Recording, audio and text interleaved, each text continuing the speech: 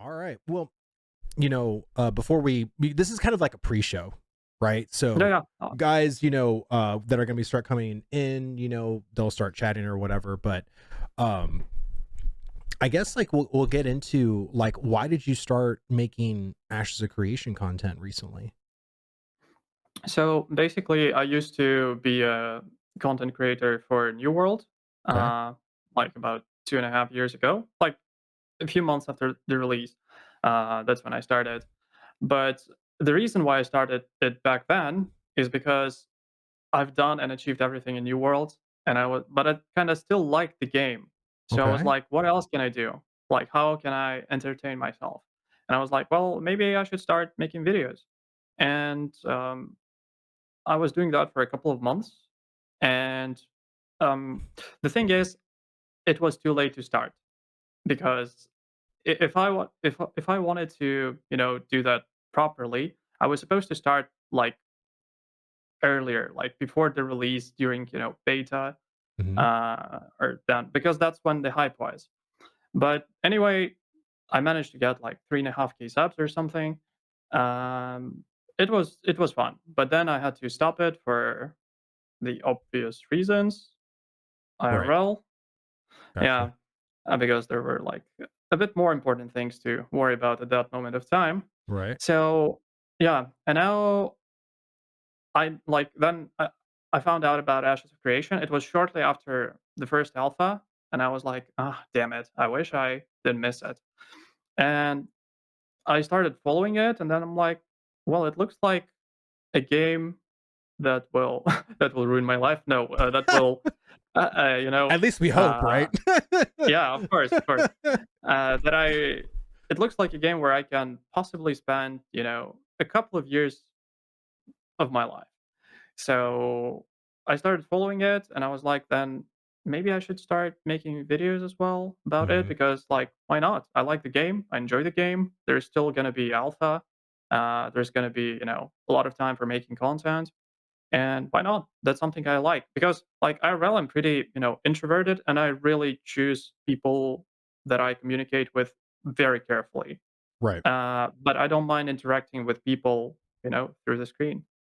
Right. And I think honestly, a lot of my WoW friends were the exact same way. Super social in game, not so much in real life.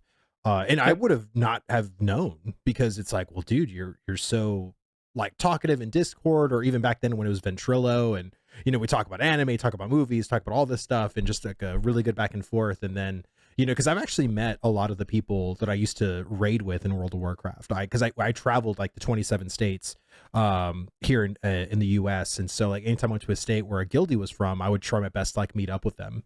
And it was really funny how sometimes like I'd go to like Wendy's or whatever with like a buddy of mine, and they're like super quiet, and I'm like, are you all right? Like, yeah, I No. usually don't eat inside. And I'm like, what? It's like, yeah, just take it to go. Like, I don't like being out. I'm like, oh, okay, Fair sorry. enough. Yeah, I understand that. Like, I don't have any problems with that. I mean, Right. I can find, a common language with people, no big deal. But it's just not. There's not that many people who are, you know, with that are like worth of your time. And it doesn't mean that they are like there's something wrong with them Right. or they are bad, but your time is limited and it's valuable. Oh, 100%. So you have to choose carefully. 100%. Wizzy, yes, we do fear daylight sometimes. Thank you so much for coming on this Friday, Wizzy. I hope you're having a great day. But Flanker, dude, I also want to thank you too, dude. You're literally like in a huge hour difference compared to where I am right now. It is very early in the morning where you are. And I just want to say thank you so much for coming on and just having a dialogue and a discussion with me on the 1v1. I think it's gonna be a really great conversation coming up soon. Thank, thank you for thank you for having me. So I guess like, the whole Ashes thing, like I was under the assumption when I first saw Ashes that this was going to be a game that was just going to dominate the MMORPG world. And I think at that time it's because I was so negative in World of Warcraft. The MMORPG market back in like 2019, 2020 was, at least in the WoW community, it was dying, and I think people in the MMO genre feels that, because right now people are game hopping like crazy just to have something to play. You know, like my boy Nice, he's a New World gamer. He plays New World all the time, but he goes back to Elder Scrolls, and then he's been trying other games, right? Because it's like most MMOs now give like almost spoon feed you content and expect for that spoon to feed you for the next 3 or 4 months until we give you the next spoonful.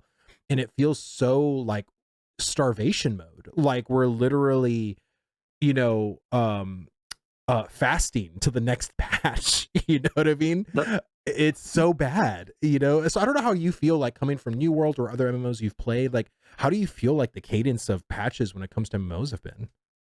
that's exactly like that's exactly what I mentioned previously when I was talking about New World, because that's the reason why I started making content, because there was not enough content in game, Right, and I genuinely like the game itself, like the world, the graphics. I don't have like very high demands when it comes to graphics in MMOs. I don't care. right, The gameplay is more important. But 100%. uh, the world was beautiful. It wasn't big, but it was pretty cool. The combat was fine.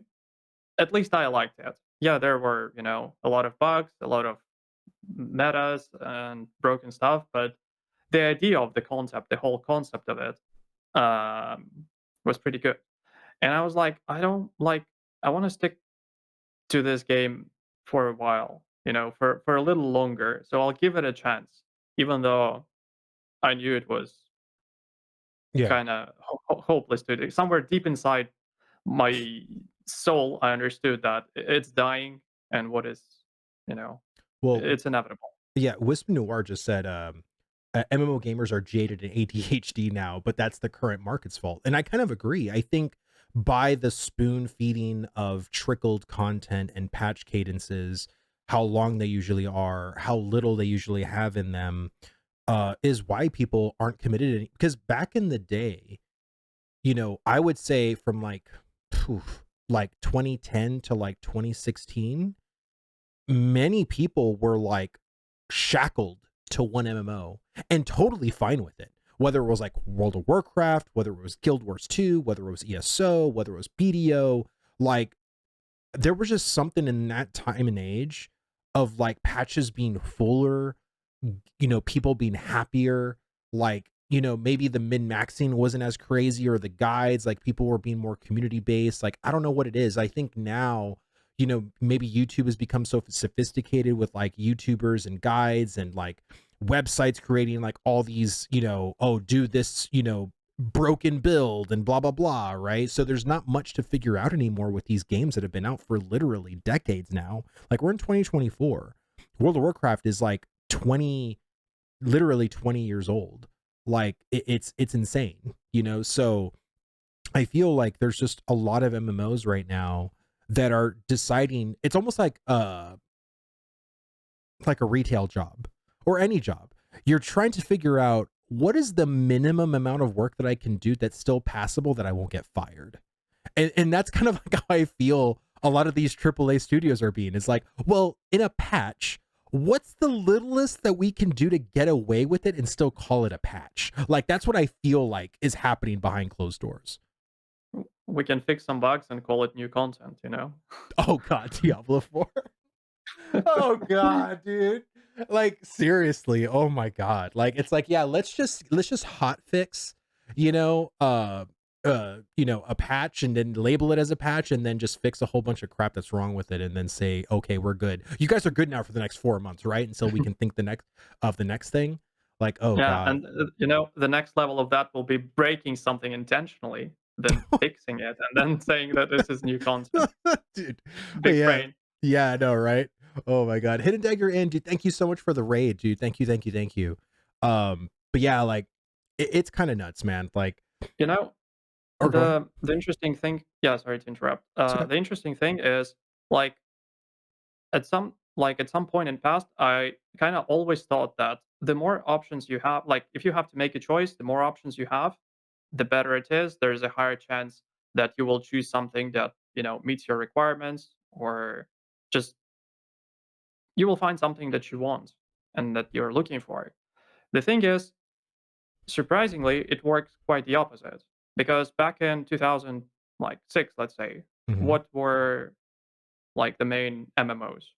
Hmm. Yeah, like World Like of World of Warcraft. Warcraft, Um, Lineage, and what else? it was I like, can't even recall. yeah, it was like a lot of the Maybe some. like City of Heroes and Villains, I think, was still out. Conan was not in Exiles, but it was Age of Conan MMO. I don't know if Lord of the Yep. Rings was going on around that time too, or when that launched. Star Wars Galaxies, I think, was also still going on in 2006. So Mhm. yeah. Yeah. So what I'm trying to say is that there wasn't that many games to choose from. So like maybe five, six, seven, Yeah, not 100 like it's now. yeah, Warhammer Online. And you start playing the game, then like the average person starts playing the game, then he gets disappointed, like something doesn't meet his expectations, or gets, constantly killed or dominated by some other guild or Mhm. whatever happens. And there's basically a choice appears in his head. Do I continue struggling here, or just get rid of all these negative emotions and jump somewhere else? Right. And usually, like, people tend to choose the second option more and more often. So, yeah, that's how it works, I guess. Got you. Well, are you ready to actually get started on the real 1v1 that we're gonna do? Absolutely. Okay. Always ready. All right. Well, let's get started because I am really curious to hear some of your opinions on this live stream and of course on Ashes. So, all right. So let's go in onto the YouTubes and records in 3, 2, 1. Hey guys, welcome back to the 1v1 podcast. I am your host Vlhadus, and today I have a very special guest. He is a new Ashes of Creation YouTuber. He used to create content, and we'll probably talk about that in a little bit. Flanker, what is going on, my man? Uh, I don't know. It's 3 a.m. here, but I'm ready to have some fun and some interesting conversations. Well, dude, like I said in our pre-show, dude, thank you so much for coming on this early for me. It's central. I live in Texas here in the United States. You're clearly across the pond somewhere. So, I just want to thank you so much for coming on. I just want to have a dialogue and just talk Ashes and stuff like that. Yep. But before we get Thank into you for that, having me. like, I asked you in our pre-show, like, what started you get into Ashes, but I guess since we already said that, and again, if you want to watch that pre-show, go watch the whole VOD on YouTube. But I guess my first question is like, what was your first MMO? Like, what did you start playing that got you into this kind of MMO, kick? So, it was a long time ago. I was there, Gandalf, 3,000 years ago. No, so my first MMO was Lineage 2. Wow. Uh, Okay. those who know, they know. So I started from the very first batch, first Chronicles, and it Wow. took probably more than 12 years of my life. I jumped, Wow. not jumped from one server to another, but I had a chance to play on different servers, and that's basically the reason that made Ashes of Creation attractive to me is the fact that Steven. I Right. heard someone's mentioning Lineage 2, and I'm like, oh, okay, I'll take a look at what's going on there because someone who knows like the philosophy and the core pillars of Lineage 2, Right. there's a very low chance that they will fail when it comes to making a game. Right. And I think for me, like coming from World of Warcraft, right? Like I didn't play Lineage 2. I didn't play Arcade or anything like that. But the principles are far different in those games than in World of Warcraft. And that was what attracted to me because I feel, and I've said this many times, and I'm sorry guys if you've heard me say this, but I've gotten so used to the WoW repetition cycle, and it's almost like I can predict what the new patch is going to bring. And I'm just sick of eating the same meal. I've ate it for 16 years. I want something new. Like I need to go to a new restaurant. And I feel like Ashes is completely different from the crap that I've been fed in WoW.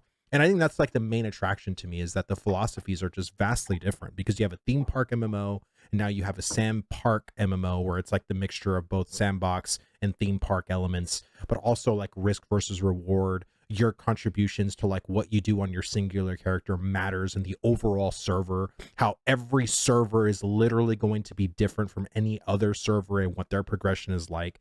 I just find that to be so, like, even like for me as an altaholic, the replayability where I can go on my server with my guild and have fun, and then I can go on some of my friends' servers, you know, a fellow streamer, and their server is going to be totally different, and that experience is leveling is going to be totally different. I find that to be really exciting from my perspective, which again, you play WoW and your leveling experience is literally the same. It will never change. It is so static, and you're conditioned to know the same quest. And of course that's comfortable knowing what it is, but it's also fun not knowing, right? Like, you're going to experience the leveling experience, but it's going to be different. It's going to have like different flavors and different like things that could occur. So like that's kind of what attracted me personally.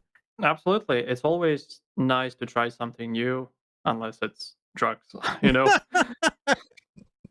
Well, yeah, of Yeah, course. I totally get it. Yeah, no, for sure. So I guess let's talk a little bit about this commissions update, you know, and to me, I think again, you know, when they talked about nodes, their nodes update, I think was mislabeled and it should have just been called the mayoral showcase because that's more or less what they really showed. Mhm. I feel like this particular commissions thing should have been more called like a leveling stream.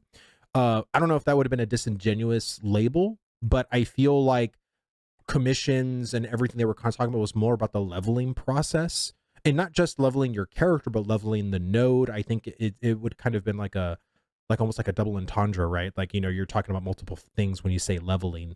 But like, what did you feel overall about this commissions update? I think we actually had a had a chance to see it wasn't necessarily, like, about just the quests. It was about actually playing, and by playing, I mean existing in the world of Verra. Because they didn't, they, of course, they showed us those, you know, town board quests, but Hmm. there's actually way more than that. Oh So yeah. not only they showed like the whole system, and it was like it was something that I mentioned about the previous stream about the caravans, because they basically showed the caravans and like the PvP, the that stuff, but they could have shown more than that. Not just a piece of puzzle, but the whole puzzle when it Right. comes to, you know, the whole story about the caravans. Like, for example, the highwayman system, some maybe rewards for that, you know, some like, or at least tell us something about that, provide more Right. details. And I'm glad that this time that's exactly what they did. Hmm. So they the stream wasn't like, you know, here's the town bird quest. You click here, you take the quest. You go here, kill, you know, 5 wolves. You go Right. back, you get 300 XP. That's it. Goodbye. See you in the next year. You know. Honestly, I was kind of thinking that was exactly what they were gonna do, but Uh, I'm glad it was more dynamic. That was my takeaway from it, because it was actually a very dynamic um system, right? And how this commissions board then trickles into like side quests, but then also everything is actually separate. You know, coming from World of Warcraft, you have 25 quests you can do, including dailies.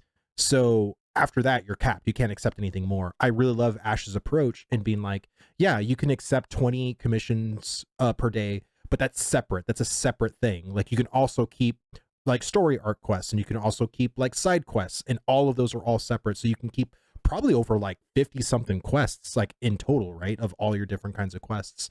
And I think having all of that content available to you that you can go and do and mix and match and see what you want to do, on top of like gathering or crafting or processing or just random events that pop up, like, you know, whenever he was doing that side quest and needing to kill the chieftain when it started raining, which I thought was really cool. What do you think, like, how, when you were playing Lineage 2, was Lineage dynamic in that way, like, or was it more static? Again, I haven't played Lineage 2, so I'm just curious on the mhm. philosophy there. So as as a game itself, it was way more static, but Gotcha. it it depends on the server, your location, etc., etc. Because it can become dynamic Right. pretty fast. For example, you're like, I don't know, killing mob somewhere. Right. You see another guy, for whatever reason, you decide to flag, and he decides to flag, and he kills you.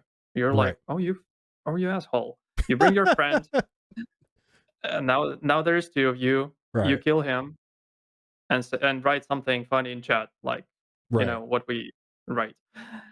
10 minutes later, his whole party comes, and you get deleted from that location. Right. Then you bring your party, and after an hour, like there are two guilds, 100 players each, fighting each other. They don't even know why are they fighting? Like what But even started it? yeah, yeah, they don't know, but it is fun. That's The awesome. amount of daily PvP was like insane, and that's something that I expect to experience in Ashes of Creation. Hmm. But I understand the you know the current trends when it comes to you know PvE, PvP balance, and that more Hmm. players they prefer to be affected by the actions of others as less as possible. But the updates that they made to the flagging and corruption system uh, are actually like perfect. So it will definitely contribute to providing that healthy environment when it comes to unconsensual PvP. Let's put it that way. Right. Um, and then someone just asked, how to find the weather status shown with Storm Shaman influencing the world and how your actions show on the environment you're reacting with. That shows me progress is being made. What are your thoughts on how they handled that? I thought weather influencing not only like events from occurring, but also potentially even changing, and then also like other NPCs now offering quests because now it's raining. Like I think that is so freaking cool. And this is the thing too, is that Steven loves Dungeons and Dragons. And as a game master, you have all autonomy and authority to do whatever the hell you want to do. And I feel that in this game so much, is that I feel like, well, hey, it's raining. Why can't we just add an NPC that like only spawns when it rains and just like does this thing? Or you can do this daisy chain of quests or whatever, right? Like, I love that. And I think weather, and again, that's just one aspect of weather, right? So seasonality is another component, right? So you have the seasons, you have weather, you have all of these conditions that could occur that could allow you to experience something brand new, some kind of event, some kind of thing of occurring. And honestly, Flanker, hearing you say the spontaneity of this battle royale for, and again, because it is like you're gonna have 50 players, 100 players all just killing. So you and your three buddies that are just going out and gathering could then just go out, like, you're kind of going off of like an escalation on a cliff, and then you just see this huge battle happen. You're like, what the hell is going on down there?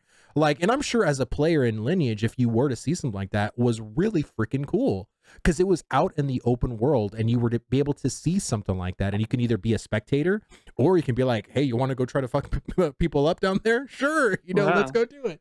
absolutely. I think that's freaking fun. Yep, you're totally right. That's what I expect to happen a lot in Ashes of Creation. Those spontaneous fights, drama. You know, and speaking of the whole stream, it actually felt like you are not just playing the game, like your character is living in that world, Yes. because a lot of 100%. yeah, a lot of things are happening around you. Of course, you can ignore them, but you can participate in whatever is going on around you, Right. and that part with weather was actually pretty cool. It wasn't something that I expected to see, because like I expect to see only like the bare minimum requirements that I personally expect to see from MMO, Right. like not too boring quests, average graphics, decent combat, mass PvP, gathering, crafting, and all that. I'm not asking for too much, but when I Right. see something that I was not looking for basically, but it's already there and it looks good, Right. then I'm like, well, okay, that's impressive. Yeah. Right. I really loved how when Steven completed that quest, there was a reward of a recipe for that what was it, that axe? There's a recipe Yeah, to make that axe. Oh, I freaking love that, man. Like I have been saying, and you know, we've had our boy Corey, aka Concordian Slurp, which I know that's probably not how you pronounce it, but that's how I say it. Whatever. But he's a dev at Intrepid, and he's in the professions team at Intrepid. And I've said I really want quests to give more than just completed gear, because if professions and, you know, Steven saying crafters are going to make the best shit, allow us to make shit while we're leveling. In World of Warcraft, you rarely ever craft a piece of gear for a leveling purpose. You only either craft something to grind your levels up in your profession, or you're crafting for endgame. But you rarely ever craft an actual piece of gear at level 21 to equip at level 21. And again, I just really love the fact that we can either get or earn, you know, materials, recipes, you know, and not just completed gear. I don't mind if they do completed gear like every now and then, like maybe for like big capstone chapter story arcs or whatever. But I just don't want, you know, I want there to be a multitude of other things in the commissions too. I think having commissions and having like small fun buffs, you know, as a reward too, could actually be really fun. Like, you know, the fun police in Blizzard, every time that there's something that they overlook that is broken, that makes just a fun experience, right? Like, you're not doing anything crazy, you're not breaking the TOS, but then they come in and they nerf it immediately because they're like, oh, we can't allow that, we can't do that. I think for one time, like one off, like you'll never ever do this quest ever again, because once you've done it, like that's it, you can't repeat it. Why not give like a fun buff, like a temporary 5-minute buff that allows you to do something wacky, you know, because once it wears off, you'll never be able to get that buff ever again. You know, I think the one thing that I love about Steven is that he's been thinking outside of the box, because when you look at a lot of these systems, like the weather, the seasons, and all this other stuff, and the things that I wouldn't even have expected to see, like lightning striking Steven and killing him. You know what I mean? Like, exactly. I mean, that's something that literally everyone enjoyed, yeah, probably. it It was was the great. funniest thing. And Yeah, that's what I mean. Like, can you imagine being in this huge battle, right? Of like what you were talking about, and it's raining, and you're literally like going up, you're seeing your next target, and then lightning strikes them and they're just dead. You're like, oh dang. Well, I guess the light took care of that dude. You know, like I find that to be just really fun. Like, it's just the hilarity of it, you know, but also I think it's okay, especially, and this is a huge thing for me. Leveling in many games are so boring and so monotonous that if you can just allow people while they're leveling, right, to just experience a little bit of brokenness, a little bit of like, hey, you can actually double repeat this spell back to back, you know, for a couple of minutes or something like that, right? And maybe you could use that to go and try to kill somebody, and you're like, hey, I have this buff once and that's it. I got to make the best use of it. I'm going to try to go and kill a bunch of people. Cool. Because you'll never ever be able to do that ever again. I think having those moments in an MMO is so crucial, and it's so important, because at the very end of the day, we're playing this game to have fun. You know, we're not playing this because it's a job, because, you know, I don't know. I don't know how you personally feel about dailies and MMOs or leveling. Like, let me just ask you, like, how do you feel about that? I mean, I don't have anything about like against dailies unless they are artificially gate cap. What's the right word for it in English? Gatekeep? Gate cap, the best form of it, or whatever. If they are kind of like the only way to achieve something, that's what I'm trying to say. Oh, okay. Because if that's just the way to get experience, Right. and you can't do anything else Right. because it just doesn't make sense, Right. then I have a problem with that. Or if that's the only way to, let's say, gain no reputation, Right. then yeah, because maybe I don't want to do them, you know. Right. But if there are other ways to achieve the same goals as you can achieve for the dailies, I'm totally Right. fine with that. So you And okay, go ahead. I'm sorry. yeah, sorry. Uh, and in the end of the day, there are people who may just, log in, they have like half an hour to play, and they're like, well, am I gonna spend that half an hour to find a group to the dungeon? It will take half an hour, right? I can't do that. Hmm. I can, go to the nearest hunting ground and kill a few mobs. Well, yeah, but that's still half an hour. But completing one or two quests, that may be fine. Hmm.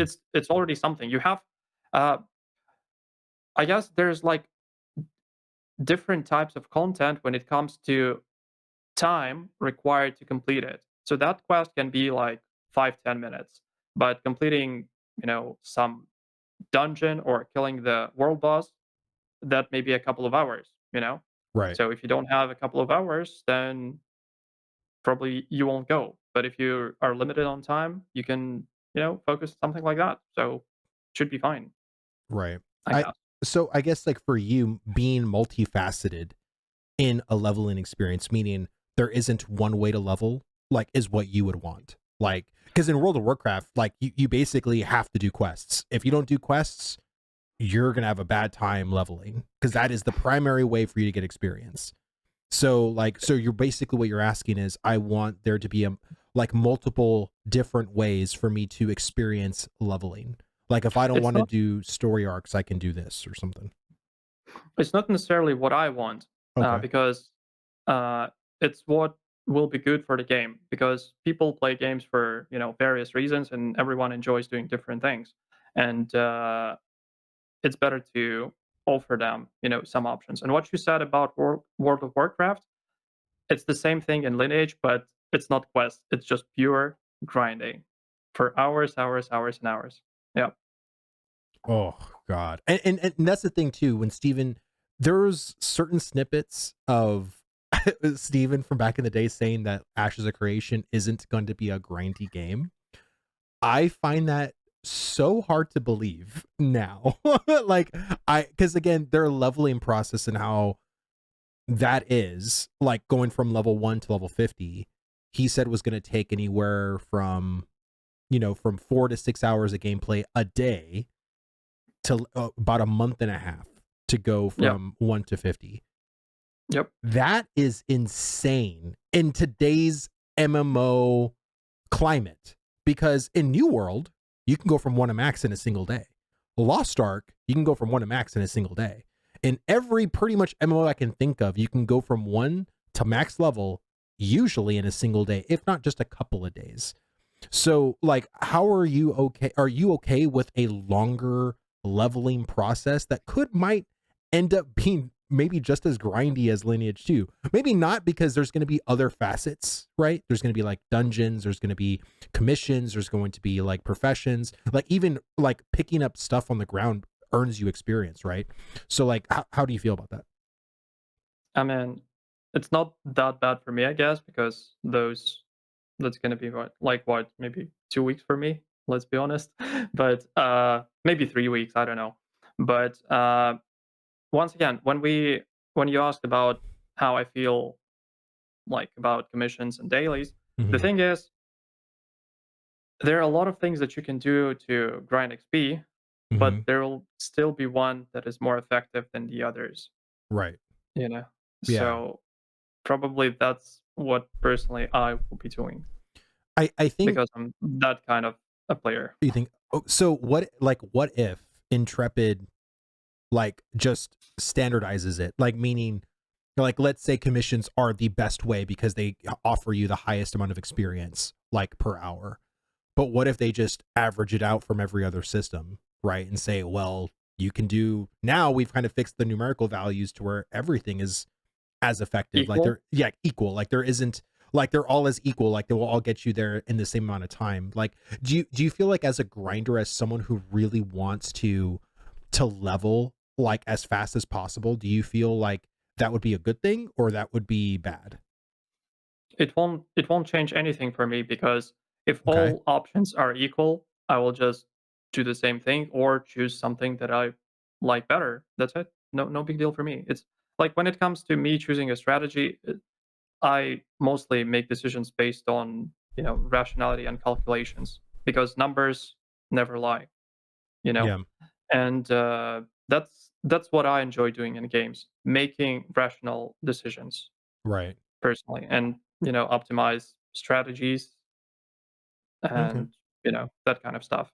It may be a little bit unusual and weird, but we're all different.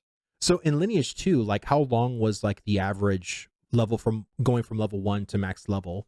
Like if someone was just playing like let's say even casually. It depends on the server, and it depends on the rates of the server, and also it Interesting. depends on the patch. For example, there was, Jeez. I believe, World of Warcraft had WoW Classic or something like that, Yep. right? Hmm. So Lineage 2 had the same thing, and by Classic they meant that we start from the very first patch, and we will make an update to the second patch, to the third Hmm. patch every couple of months. And the first patches, like the game that was released, in 2000 something, was freaking hardcore. So as far if I recall correctly, on those Lineage 2 classic servers, someone was approaching like the level cap. I believe it was like level 79 out of 80 Hmm. after 2 or 3 years. So it was insanely difficult. And Wow. that's 2 or 3 years of playing like 12 hours a day. Jesus Christ. Okay. Because my first experience in WoW in 2006, it took me 3 months to level from 1 to 70. 3 months. But Yep. again, I wasn't playing all hours every day. I had a job and everything like that. But I remember the satisfaction of hitting the max The level. level. Yes. And I feel like that has so been lost in today's MMOs. And I, Have or go ahead. sorry, have you played New World or only World of Warcraft? I have played New World. I've only got to like level 28, but New World was not, I wasn't playing New World to play the game. I was playing it to play the professions because everybody says the professions and the gathering was like the best. Um I have So my did it feel good to reach a next level in New World? Probably not as good as it felt in World of Warcraft when you hit the max level. no, but again, I wasn't trying to take it from that approach. So it's kind of unfair to New World because I wasn't playing New World to hit end game or to hit max level. I was Mhm. literally playing it to experience like the gathering system and to experience the profession system. And again, I have my issues with New World already because it's not the kind of game that I like in its systems that it offers. And I'm not a fan of the action combat, and I'm also not a fan of the 3 button weapon system. Mhm. Basically, like I like having, you know, 820 buttons, you know what I mean? Like I like having a lot of different abilities, a lot of different ways to like attack and stuff. And I think the I wouldn't say it's simplicity or anything, but it's just having 6 buttons, right? Because you can switch out of your 2 weapons that you use. Like I just it's and I honestly don't like weapon classes. I don't like you just being whatever weapon you pick up, that's your class. Like I don't like that. I love having like I'm a mage and I'm gonna have mage abilities and Mhm. that's what I like. So And New World, you're supposed to have mage weapons. I understand that as well. And I'm totally right? with you when it comes to crafting and gathering because I wasn't the first in New World who reached level 200, in all Mhm. trade skills, but I was first on the server. And speaking of the whole game, I don't know, maybe like top 3, top 5. And I did that solo, so nobody was feeding mats to me. You can probably understand how much time I played, so. Jeez. Well, I again, my boy, Nice Gaming, man, he's been playing a lot of New World too. And Burns, Dr. Burns from Ashes of Creation, he played a lot of New World too, playing the healing staff and everything like that. And again, I think New World just has a long way to go for that game to be like up to par with some of the other games out there. And honestly, like, and this is just my opinion. I'm not trying to say World of Warcraft is like the end all be all of whatever MMO should aspire to, because I think World of Warcraft has failed a lot on a lot of their systems, a lot of their principles and stuff. However, I still feel like there's just a huge barrier into competing with games that have almost 10, 15, 20 years worth of content just right from day one, that you can go and you can experience and stuff like that. It's Or go true. ahead. It's oh, sorry, yeah. It's true to a degree, but at the same time, those games that exist for, 10, 15 years, they cannot be as flexible as your new game because Mm, prior to release, prior to launch, you can do whatever you want, and you can, implement some, modern, like, trends and, new systems, etcetera, etcetera, but, in a game that is 10 years old, you can't add to World of Warcraft something like, you know, there are 2 factions there, right? If I recall correctly. yes, there is. You can't implement something like PK system today, for example, Right. right? Because people will be like, "What the hell? Like, that's not what I spent my 10 That's years of life very for." true. Yeah. Yeah, so there are certain pros and cons, you know? Right. Well, so I guess that they can kind of bring the discussion up to dailies real quick because Redbeard Flynn posted in YouTube, and he's a fellow like MMO creator. He's talked about like Ashes of Creation. He's talked about like Pantheon, Guild Wars 2, and he put out a poll recently of like what is a system that you most hate in an MMORPG, and the top like percentage, and this was after like 120 votes, Mhm. was dailies. Dailies was W the most hated system out of the choices there. I can't let me go try to what find. were That's the what other I knew options? you were gonna ask that. Give me 1 second, I'll find Yeah, it. exactly, because that matters. Let me see.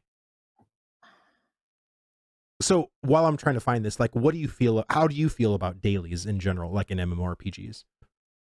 Um, like, I don't feel anything about them, to be honest, but Okay. it's nice to have them because you always have an option.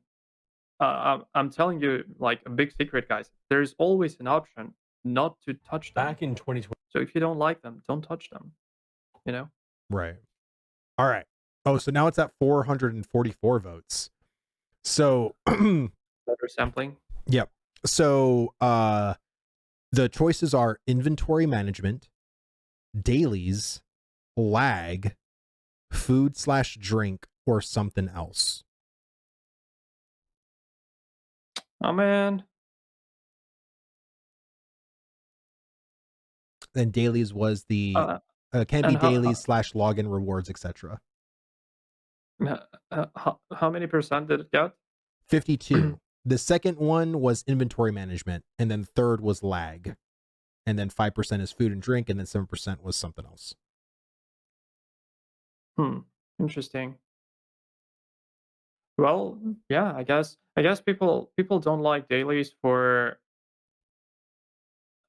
because of the certain, anxiety that they have and FOMO. Because if I don't complete those quests today, then that's it. They're gone. There Right. is no chance to complete them tomorrow because tomorrow I'll have new quests. And I guess it's not, it's not necessarily a bad decision when it comes to, game design. But if you take a look at it from psychology perspective, that's what made people think that it's a bad thing. Right. So Like if I don't do that's these, I'm missing out, on exactly. something, And and those quests may be amazing, like not Right. bring 10, you know, Wolf cockroaches pelts. from the field, yeah, or Right. whatever. Those quests can be amazing, but that's the feeling that you have that plays a much significant role. Right. And I I think guess that's the reason. I think for me, I don't mind dailies too much personally. Like if I don't do them, but I'm a very much the kind of player that I'm going to do what I'm going to do, and that's that. If they're, and again in World of Warcraft, dailies I think are more hated because you have a certain thing that you want from like the exalted reputation, right? So like the highest ranking reputation, and so now you have to do all the dailies for this particular faction so you can get that one thing you want, and it's like, like, Mhm. am I willing to do this whole grind for this one thing? For me, I feel like dailies and ashes are going to feel better because they're actually impactful to the world around you. Like and again, like what we saw from this showcase, if that is the extent of impactfulness, I am totally fine with that. I'm not expecting there to be this whole server world change because I did a single commissions quest, right? But I think you think of this on a grander scale, right?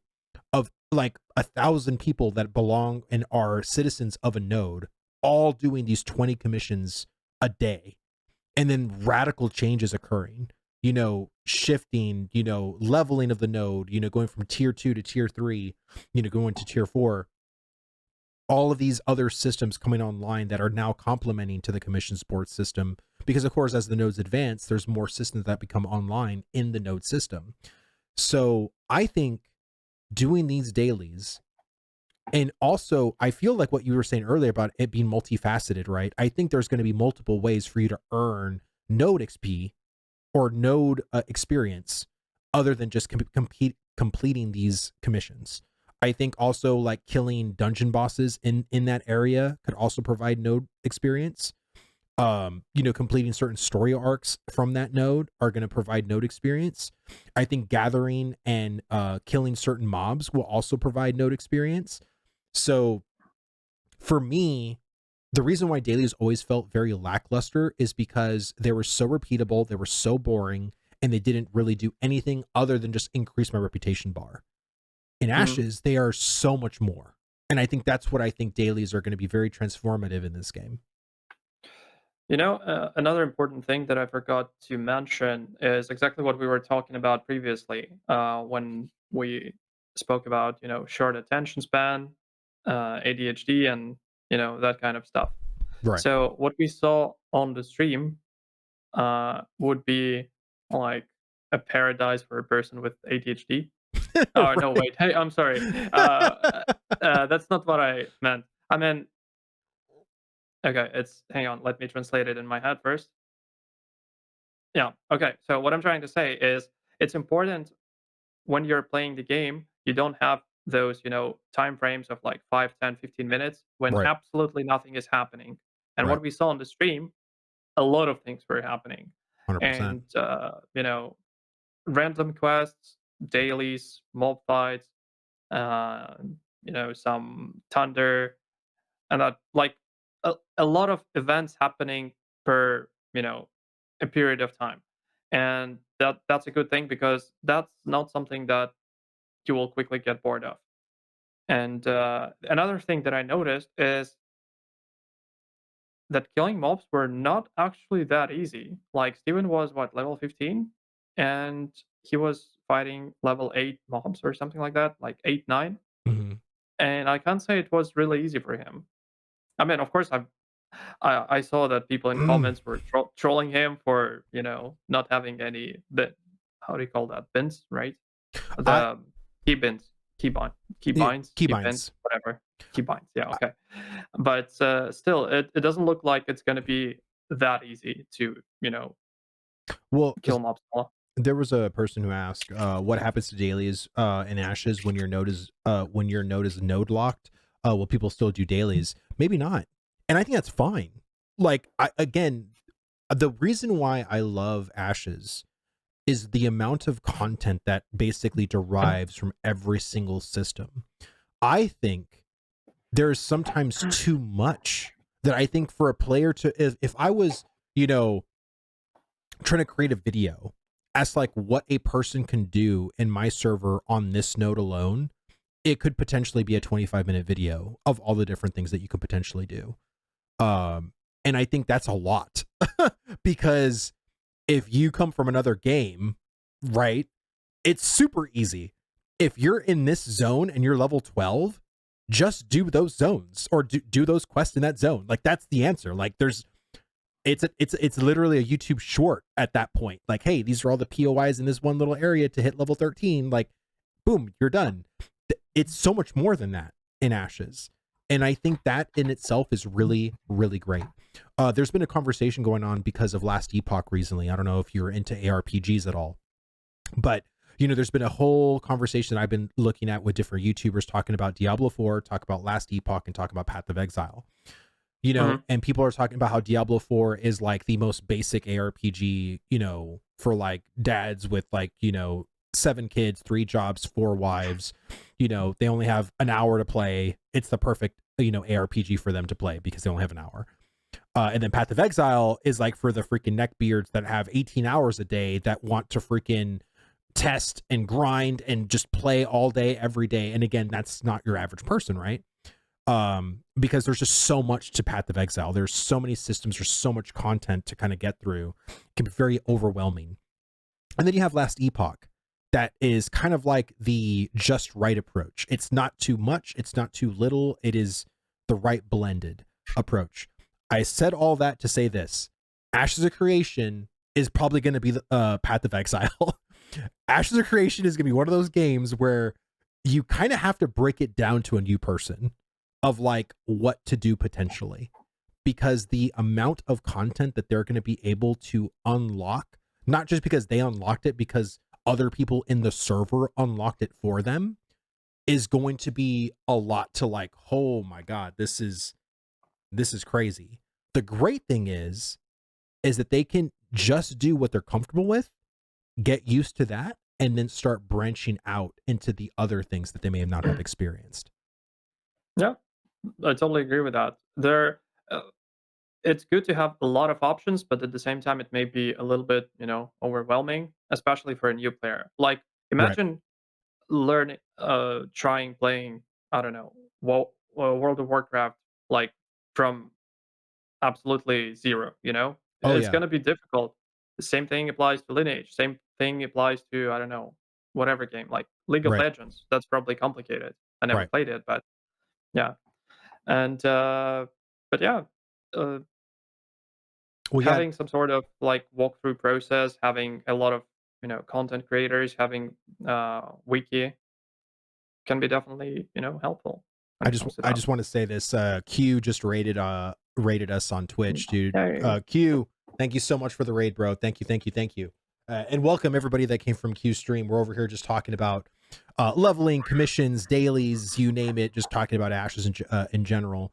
And again, I think honestly now, I think it's okay to have an MMORPG that is more advanced, because there's so many basic MMOs out there that I think true. this is for the people. Like, this game is being built for people that have MMO experience, and Steven has said it so many times that game is going to be harder than your average MMO.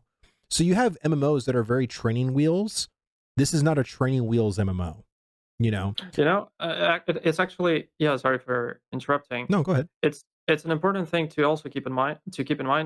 Is whether Ashes of Creation, like, can it possibly become a virgin MMO player friendly game? So someone who never played MMO, can I, it be that person's first game? I think it can, but it's going to take a kind of commitment, because let me tell you this, there are people, because of Diablo 4's debacle, that did, like I said, the man that only has an hour to play, with all these kids, all these jobs, and all these wives, have tried Path of Exile. And even though that game is very daunting, like, and again, you go and follow a build guide, the normal build guide is like a 45-minute video on YouTube, to like, Mhm. seriously, because there's a lot of levels, there's a lot of content to experience along the way. There's a lot of ways to mess up too, because again, the choices in Path of Exile are permanent. If you can literally brick your character, and then you would have to start all over. So it's very important to follow the guide to the T. Again, and there's been a lot of people that have done that. And again, they're used to guides. There's a lot of people that don't mind guides. I don't mind following a guide, because again, I only have an hour to play. If someone else has already done all the hard labor of figuring all this stuff out for me, awesome. I don't have to do that. I can literally just follow their guide and experience the fun aspects, because in my way, and how I like to play, figuring it all out is the fun part. But to some people, that could be the more stressful part. And the fun part is Yeah. actually pushing the buttons and killing the mobs, right? So it really just depends on the player. But I think Ashes could be an MMORPG that, as long as there's, I think, that a little bit of amount of dedication. Because I think if you're just trying to get into this Yeah. game without trying to dedicate yourself to it, you're probably not going to stick around. It's the same thing with like League of Legends. You're not going to start playing that game casually without some kind of a dedication to it. Yeah, it's about the balance between, making the game, as I said, like Virgin MMO player friendly and Right. not another easy game like New World, for example. Say whatever you Right. want, but New World was an easy game. Right. It was nothing comparing to, you know, any other game basically. Right. That's more, yeah. So yeah, but at the same time, and that's something that I like about Steven and his approach. He's doing a great job when it comes to maintaining, listening to feedback and standing his ground when necessary when Oh, it comes to, core pillars. 100%. And the other reason too that I give Steven a lot of like grace right now is because when I mentioned about like having to make or talk about these games that have been out for 10, 15, 20 plus years, he knows that as a player. And he knows what happens when you make a basic MMO. Like, cause I think Ashes of Creation literally could have been out by now if they just went very basic systems with it. Yep. But Steven literally is like, no, people want content. Like people want to experience like not only the game loops that we create, but also like player created content. And they need to provide systems that allows player created content to emerge. And I love that approach because some of the best things in an MMORPG are exactly the kind of things that you talked about, where you have a person that conflicted with another person, that then have a guild conflict with another guild, that have a battle conflict with another battle, and then you have like a whole 3-month server crisis, but it all spawned from this stupid thing that everyone forgot about, and I was like, wait, why are we even Exactly. doing this? And that's the fun, that's the point, you know. And MMOs have lost sight of that, and I feel like with the amount of spy, intrigue, backstabbing, political drama, streamer drama. Like Ashes is going to be that game where you're going to watch it literally for the drama. Not because of Exactly. someone's gameplay build, not because of how broken the mage is. You're going to watch it because all of your favorite big streamers are going to experience the craziest shit drama you've ever heard in an MMORPG, and that's going to be the bread and butter of Ashes. Yeah. 100%. The politics, the drama of the conflicts, it's It's going gonna to be be wild. very interesting because the politics in Lineage was crazy.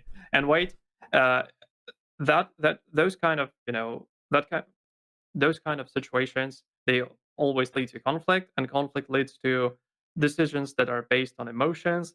And then we will see that someone, go corrupt, and then we see that someone go corrupt and drop, some legendary stuff.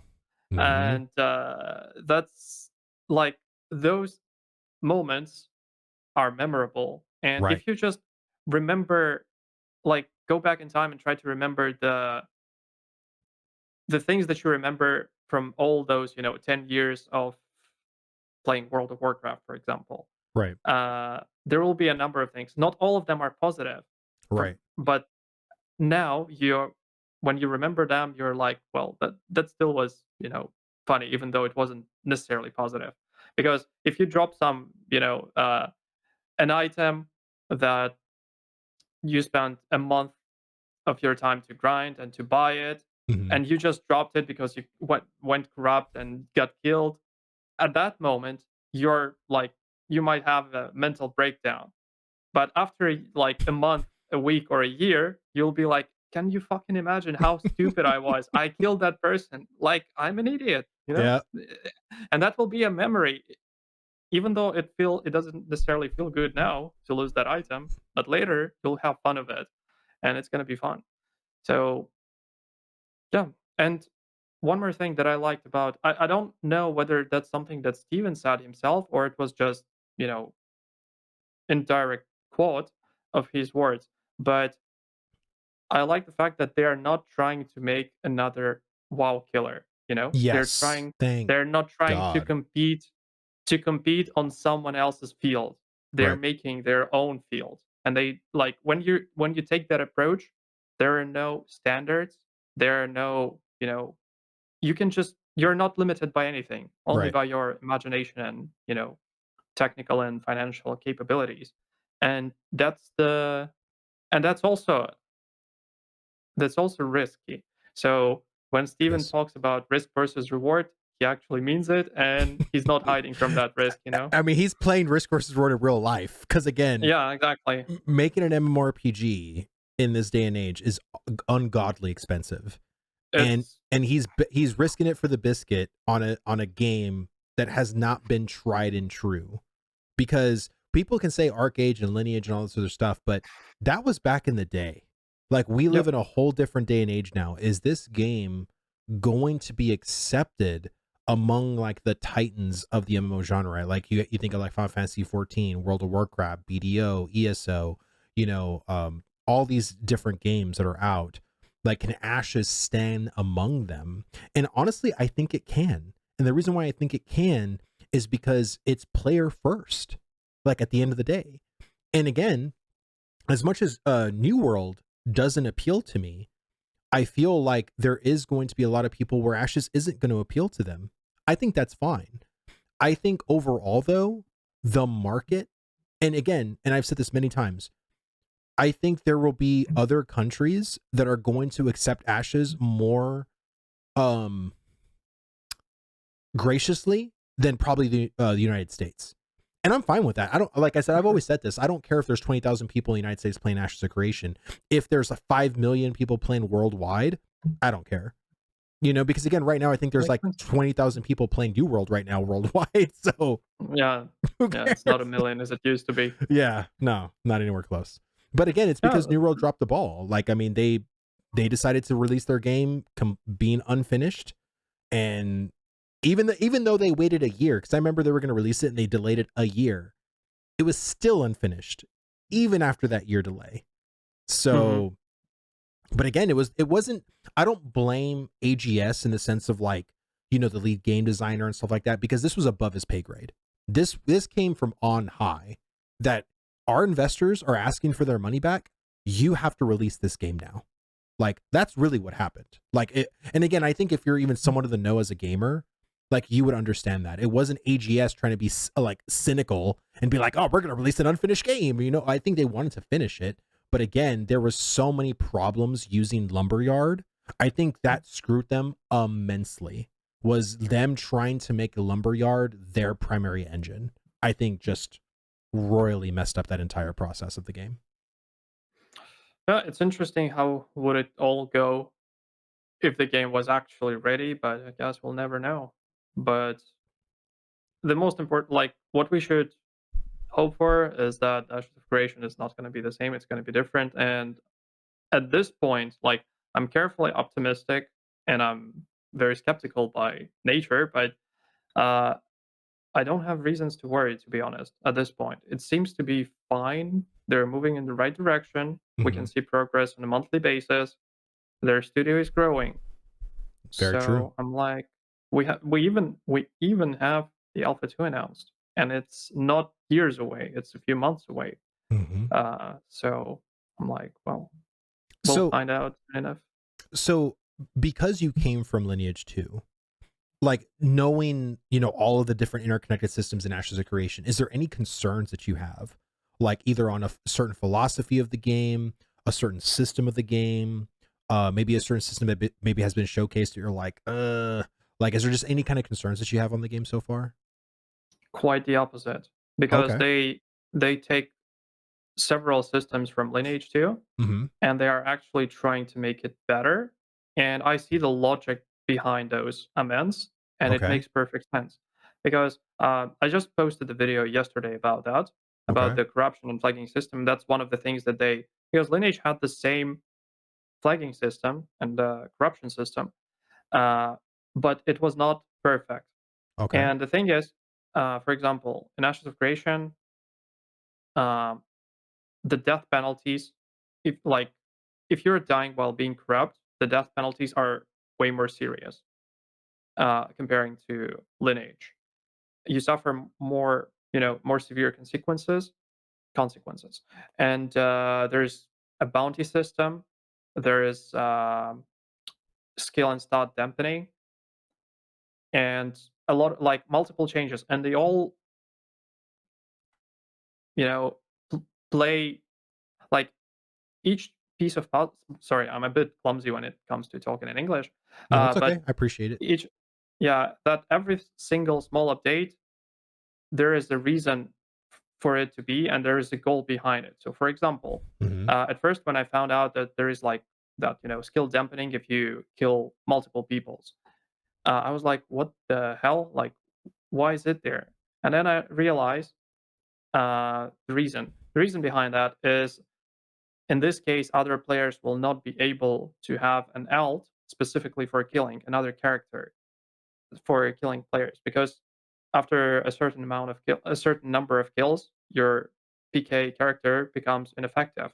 Right. And that was I can't say it was a problem in Lineage 2, but that was something that people did. Some people did. Right. And yeah, so in this case, you won't have to deal with the problems that you managed to avoid, you know? No, I just linked your video to the chat because they were asking like for Oh, the link, so I sent it out. So, but yeah, like I think the corruption system is actually a concern for most people. It used to be a concern of mine, but now I'm just kind of like I just need to see it. I need to play it and stuff like that. And okay. you coming from Lineage 2 and actually seeing this kind of upgraded corruption system, like you're actually feeling good with it. You think this can actually work. 100%. Like, um, it once again, it wasn't perfect Right. in Lineage, but it still worked pretty well.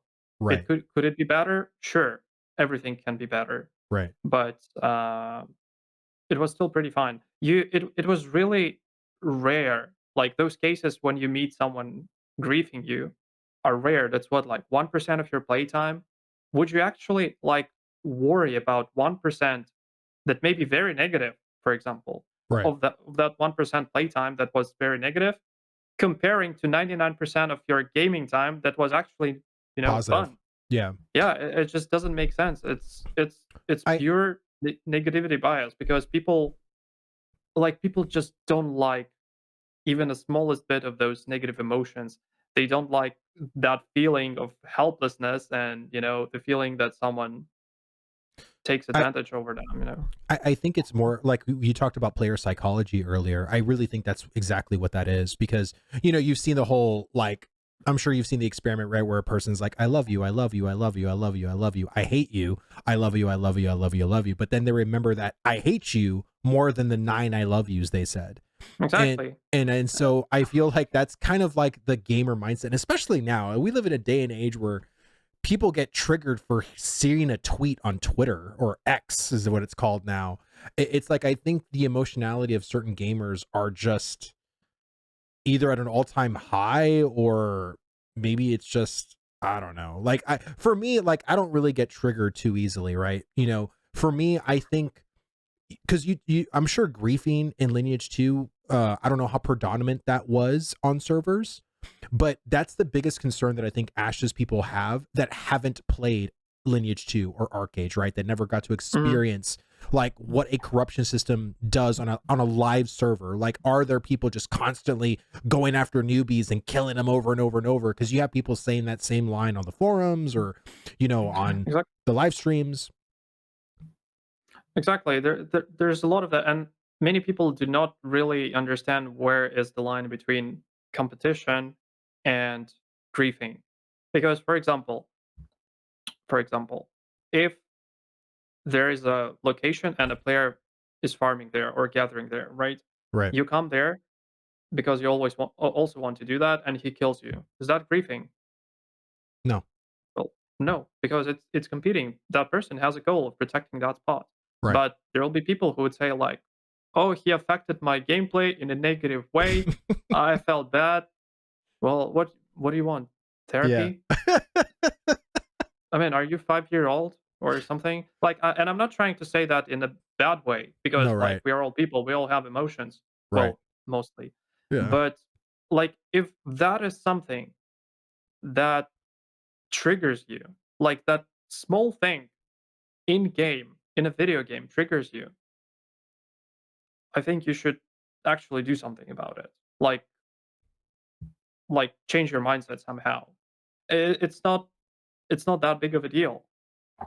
So No, I agree with you, man. I think again, and that's why I think the drama is going to be so freaking sweet in this game, because I think there are going to be players that are going to be like, "How dare you? You killed me once, and it was the worst experience of my life." And I'm going to be so forward to looking at the comments on Reddit, on little YouTube shorts, or just all the different things of people complaining about like this system. It's going to be great. It's it's gonna like I'm not when I see those cases, I'm not like laughing at the people for being triggered. Like it's not personal. I'm actually laughing at how little like how little you need to become mad. Because if that Right. small thing, like if a person can get inside your head and take control of your, you know, emotional state, like how's it like how's it even possible? Why are you letting someone else having so much power over you? Right. Like it's not it doesn't make sense to me. But maybe it's once again, it's just my subjective opinion. Maybe that's my mindset or like my mentality because I'm not an emotional person. Hmm. I'm not a, mm, that kind of person. So I'm pretty cold. So I may be biased to a degree. I'm just curious in Lineage 2, um, if you were like, let's say, gathering at a certain spot where there was like a bunch of harvestable stuff, and there was another person that could potentially gather the same stuff you were gathering, but you're like, I'm going to decide to kill them because I don't want them to take the stuff that I'm gathering. And you do that multiple times. In your head, is that considered griefing? Or are you just trying to protect the stuff you're trying to Well, gather? and in Lineage 2 there wasn't like gathering, but there was mostly farming, grinding Mm, mobs. okay. So if I do that repeatedly, um, it's not. I understand your question. What are Okay. you trying to say? Like what's and I mentioned that in video as well. So frequency and duration are maybe signs of griefing as well. But Right. the most important sign, and that's the first question that you need to ask yourself, is what is the goal of another player, and is there any benefit for him? Right. Because if I kill that person like 5 times in a row because he keeps coming to my spot, I have a goal because like I want this location to be mine, Right. and I have benefit because those resources or those mobs will be mine. Is that griefing? No, it's competition. And the Right. fact that it's that happens 3 or 5 times in a row um, doesn't change anything. And another factor that doesn't change anything is the fact that it's not personal. I'm not Right. killing that cheerleader 69 because because I hate him. Right. No, I would kill any other player. I don't care who you are. Right. I'm just trying to protect the my location. That's it. So that's the part of competition. So let me see. Mr. Valentine asked a question. He says, with the world being so dynamic and changing, what are your thoughts on the environment event that takes a node away? Are you for this or against it? Is it a way to prevent a stagnation in nodes, or is it two hands on when we have a PvP system already? But it's very like complex question, and there's like actually multiple questions. Yeah, I know. Let's break it down, I guess. Okay. With with the world being so dynamic and changing, what are your thoughts on environmental event that takes a node away? Well, it depends. Well, no, it actually doesn't depend on anything. If there is something that you can do and you haven't done that, well, be responsible for not doing that. If there is nothing you can do and it's purely random, well, you got unlucky. That's what I can say because all nodes are in the same situations. If there is like 100 nodes and once a week one of them gets completely destroyed, it's random. You know, it you will only start complaining about it when it's your node that gets destroyed. You will give zero. I'm not sure if I What? can say that. You wouldn't care. Let's put it that way. Uh-huh. If 10 other nodes got destroyed today, you would only care if your node got destroyed. So as long as like the chances are equal, I'm fine with it. If there's no default inequality, let's say. Okay. So yeah, Well, that's what I'm trying to say. I think for me, I don't know if there is going to be an environmental event that actually could de-level a node or destroy a node. I don't think that that's actually a thing in Ashes. But let's just say for question's sake that it does. Um, I'm personally okay with it. You know, for me, I think it would make the game a little frustrating, to be honest, because I would rather have it be a player thing. Like I would rather have a player or a guild declare a siege on a node. We lost and the node got de-leveled back to 0. I would be more okay with that because that was a player created thing and a you know, in a win or lose situation. You know, environmental is just situational. It's like, well, who was online? Were they protecting the node? You know, was lightning just striking it over and over and then it went from level 5 to level 4? Like, is that fair? I guess not. But I mean, to me, it's like to have that sense of randomness just because an event happened in that area. I'm not saying it's unfair. It's just, it's a little frustrating because it's like, okay, like it just randomly happened, I guess. You know, I would just rather it be, I would rather a node and have the node dictate based off of player stuff rather than random game stuff. It's just my opinion on that. Yeah, I agree. It might make more sense uh, to be able to affect those, probabilities. For example, if you don't, do certain quests, or if you were not killing mobs in that zone of influence, then as a result, this event happened. It makes sense. But if you are Steven who had a bad day and you want to make people suffer, why not? Like, there's one simple thing that people need to understand, in my opinion. Mm-hmm. It doesn't matter how difficult the game is. It only matters who plays it better. Right. So, like, I don't know, like, if you choose any game, like, let's say me and you, we start playing some whatever, like golf, for example, and neither Mm-hmm. me nor you uh, played it ever. And whoever loses the game, one of us will die. Right. Well, we don't have to be the best in the game. We just need to be better than each other to survive, right? Right. And the same logic applies to any game. It can not necessarily be golf. It can be, table tennis, or I don't know, whatever, swimming. Right. But it doesn't matter how difficult it will be. It only matters who plays it better. So especially as long as it's a competitive game, I don't mean like from the in the esports type, Right. but right, but just you're competing with other players for power, for domination, for the resources, for other stuff. I will say this though. I think there is environmental stuff you can do to a node to lock certain systems out.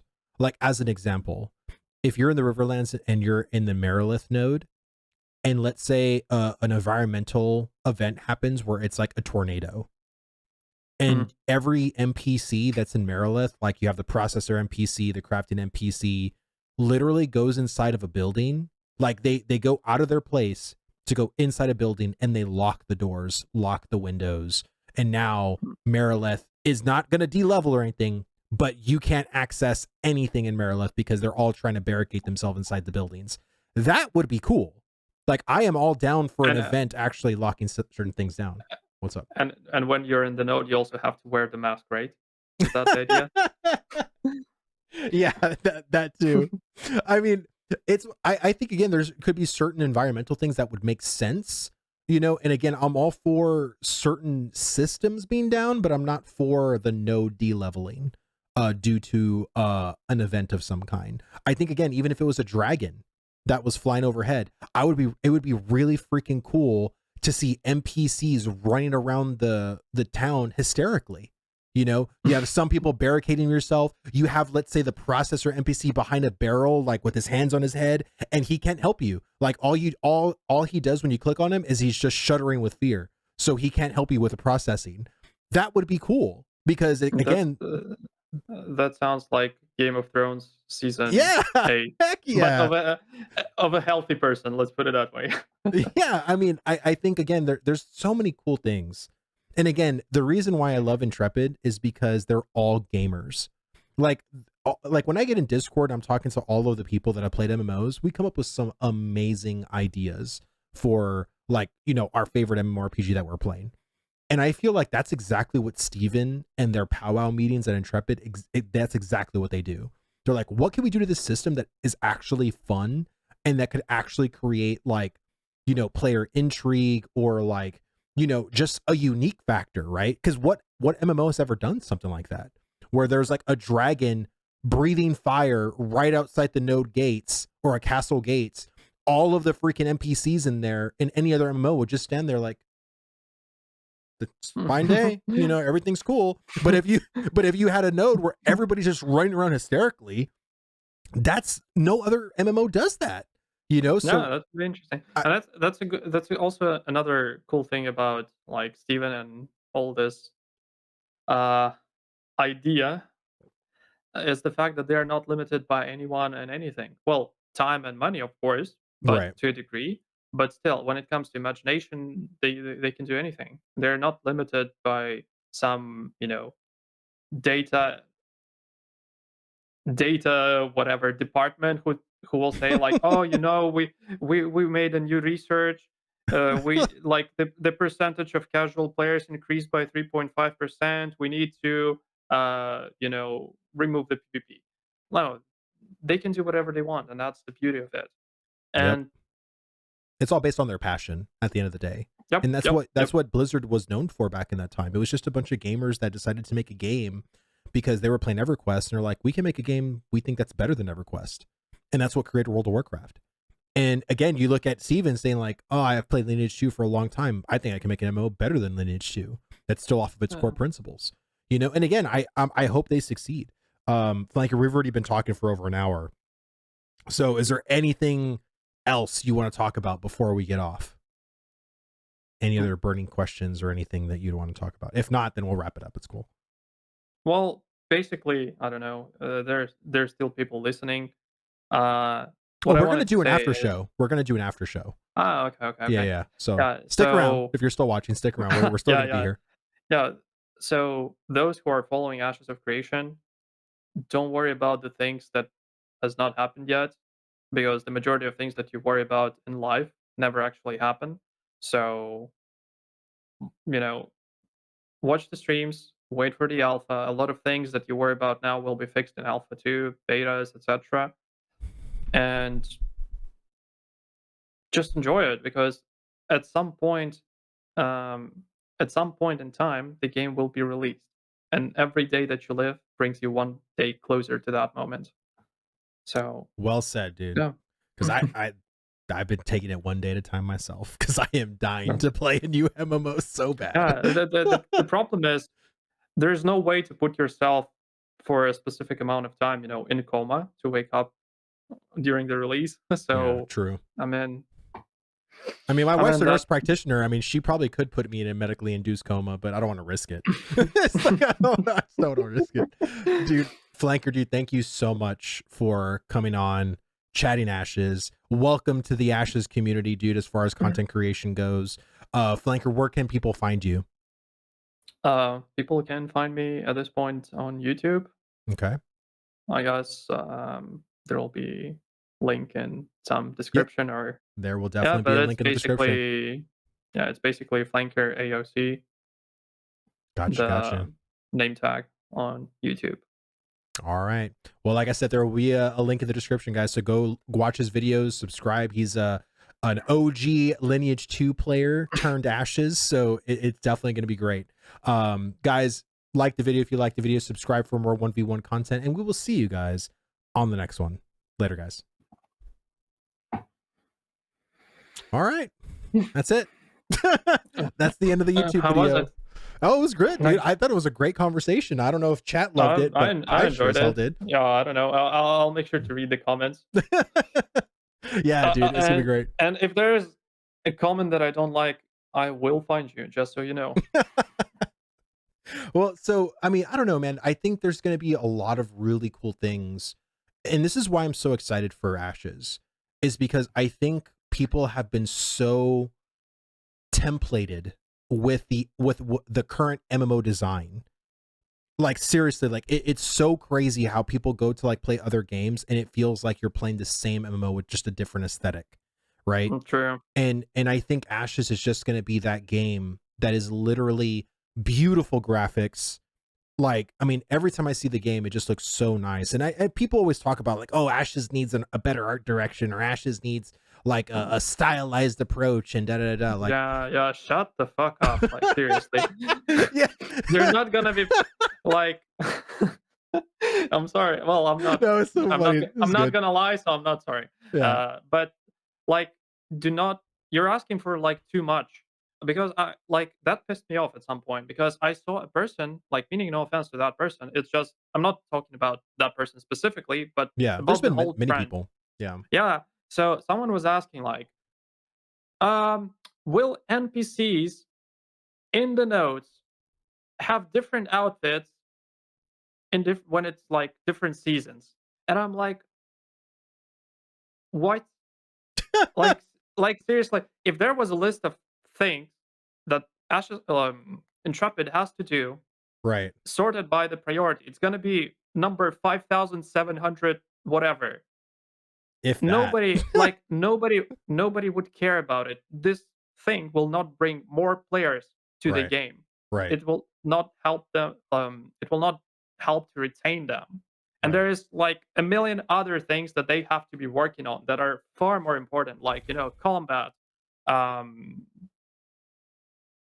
gathering, crafting, nodes, sieges. And Yeah, people are just like, I feel that to a degree it comes from boredom, because they are bored. They can't, yeah. they a can't handle 100% waiting, and they're like, I want to a complain. McDonald's in Ashes of Creation, or something like that, and they just go crazy. Like, waiting is easy and difficult at the same time. Easy because you don't have to do anything, and difficult is because there's nothing you can do. And and yeah, just and I think they have plenty of time to work on the finer details. Like, and again, like this is a team that is very passionate, that really wants this game to feel like a living, breathing world. If they don't do all of those things at launch, there's gonna be patches, guys. It's not like we're gonna get the launch of the game and then that's it. No patches, no expansions. What we made is what y'all get. That's it. That we're done. uh, That's not the thing. the funny thing is, when the same people say like, game in development 7 years, still alpha 2, yeah, keep making those great suggestions. Yeah. Write 10 of them every day, and you're gonna, yeah, Well, it just like doesn't make sense. Sometimes when I don't like, I actually don't know what I'm doing, that I have to think about it. mhm, But I opened the comments under the Ashes of Creation video, and mhm, um I'm looking for those comments who say like, "Oh, game dead on arrival," that kind of stuff, that kind of garbage. And I'm like listening, and I mean reading them, right. and I'm like, and I'm just, it's not that I'm reading to disagree with it necessarily or something like that, but I'm reading and I'm just trying to imagine what kind of person would write that. Like, for example, there is a game that you don't like.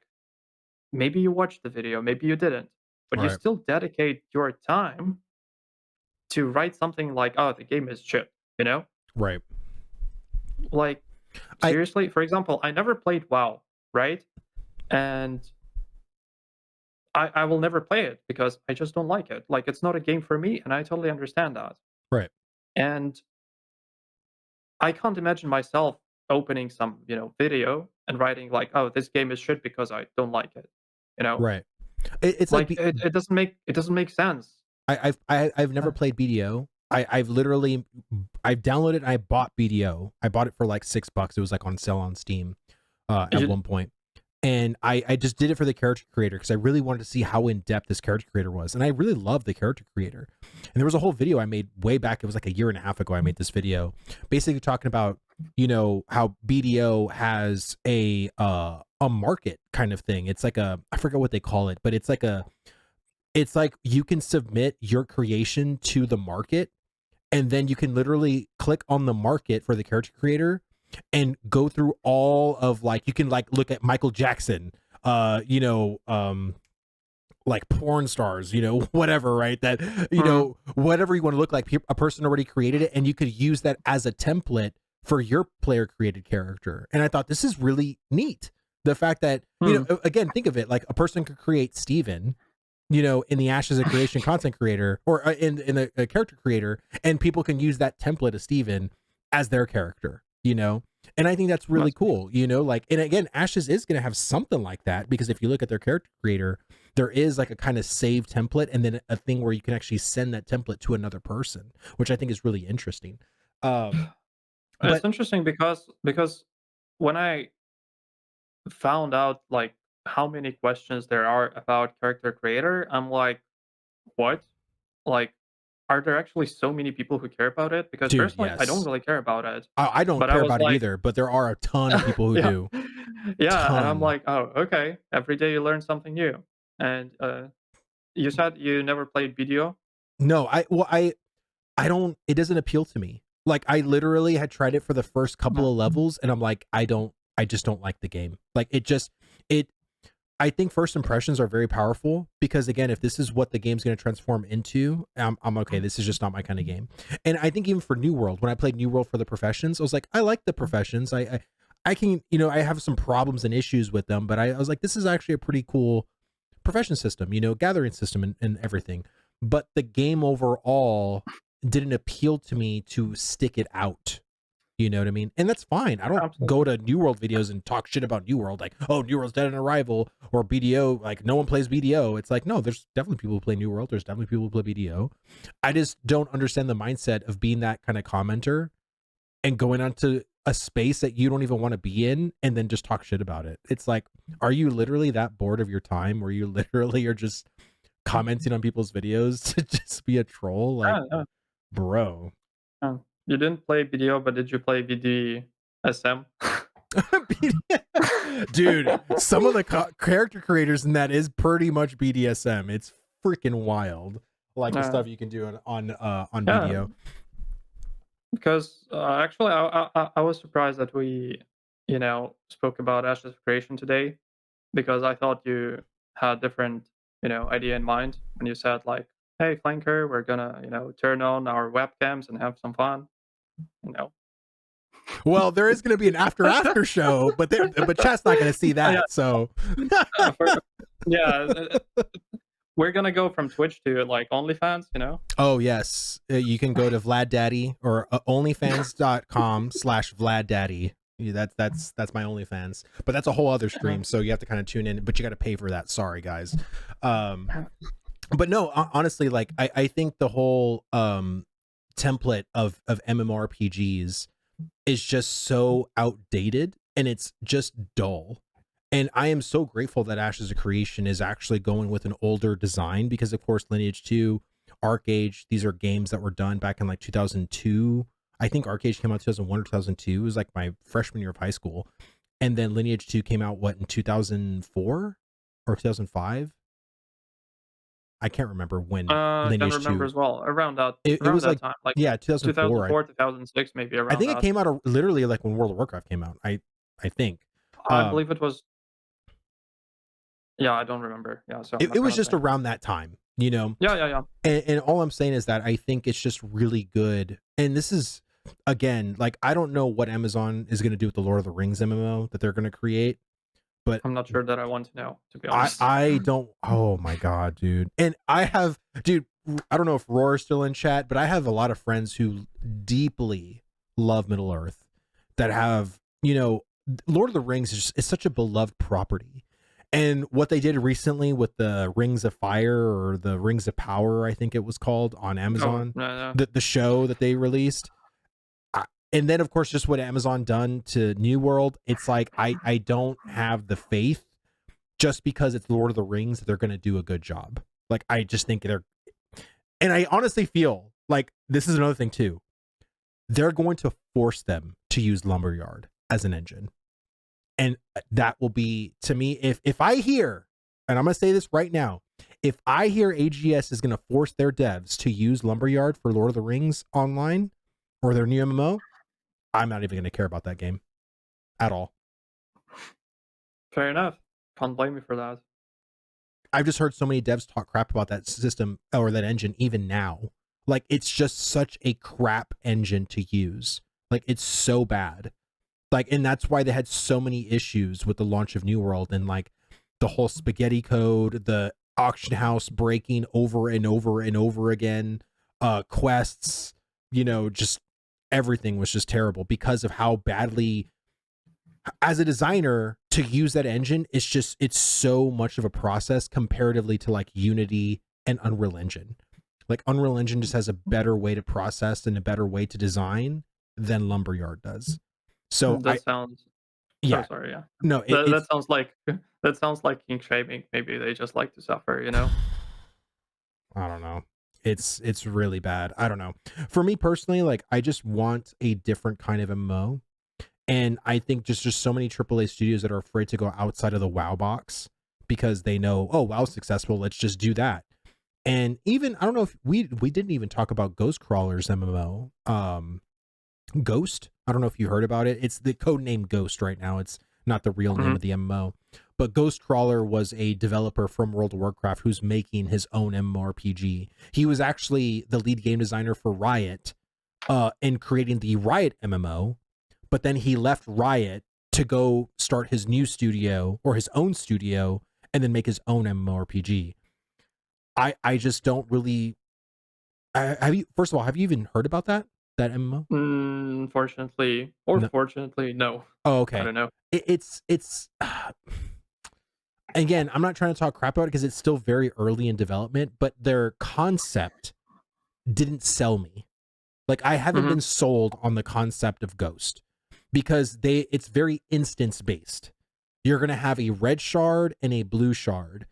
Everything is literally all instance. It screams convenience. It screams, again, you being that person with 1 hour of time and being very pop in, pop out kind of gameplay loop. It's just something that I don't really care about personally. Yeah, I don't like that either. But there are people who are. So same as we say for Ashes of Creation, it's not a game for everyone. Yes, the same logic applies there. Yeah. And the thing is, what you said about MMOs in general, that they're literally like copy paste. Yeah.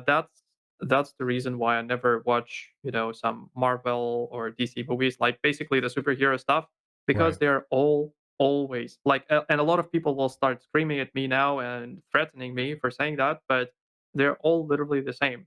The plot is the same. Right. There is a superhero, something bad happens, there's a villain, they start fighting. Villain is very strong, so he almost wins, Right. but then in the end there is a plot twist and everything is fine, Yeah, and the everything works hero out. wins. Yeah. Like 95% of the movies are the same. Like, I watched one, I don't need to watch 50 others. I Right. understand the idea. So, and I feel like it's very similar to what you said about MMOs. They're very similar. The graphics may be different. It may be like not 18th century but 22nd century. But everything is the same.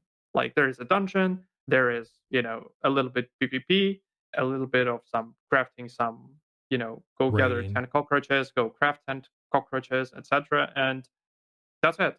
Like, what's Yeah. their what's the word for it in English? Your unique trade offer or something like that. What's unique about your game? Right. Like, Like, what stands out uh, from it? Yeah. yeah, what stands out? And it's not like necessarily something like one feature that no other game has.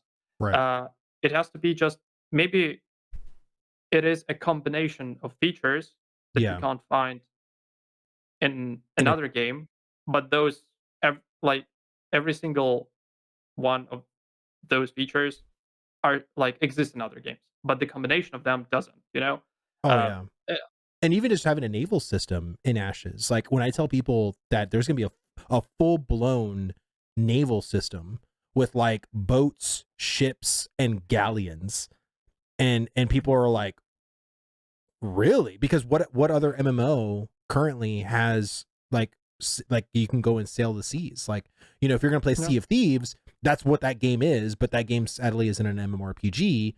But the fact that a brand new MMO is coming out that actually has a naval system already is attractive.